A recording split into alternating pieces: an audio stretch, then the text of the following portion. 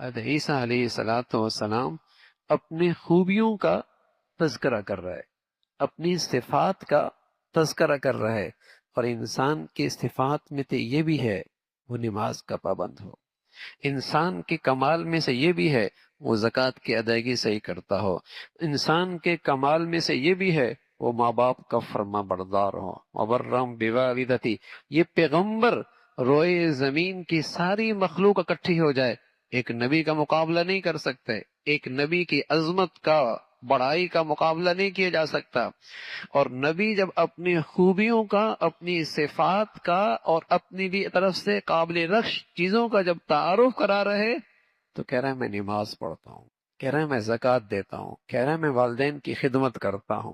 یہ انسانیت کا تعارف ہے، یہ انسانوں کا اعزاز ہے، یہ انسانوں کی قدریں ہیں، یہ انسانی شرافت ہے، یہ انسانی شرافت ہے، یہ انسانی قدریں ہیں۔ کتنا بڑا شریف ہے، بس ذرا نماز نہیں پڑھتا۔ کون سی شرافت ہے جس میں نماز ہی نہ ہو؟ یہ تو کمینگی ہوتی ہے۔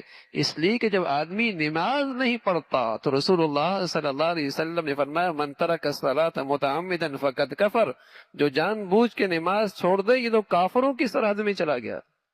پھر کہاں کی شرافت ہو گئی، پھر انسانیت کہاں رہی؟ نماز ہی کوئی نہیں پڑھتا۔ تو یہ انسانی شرافت کا تعارف ہے، یہ شریف لوگ ہیں، یہ معزز لوگ ہیں، یہ قابل قدر لوگ ہیں، یہ عزت والے لوگ ہیں۔ علامات کیا ہیں؟ نمازی ہے، نماز کا اہتمام کرتے ہیں، زکوٰۃ دیتے ہیں، والدین کا فرما بردار ہے۔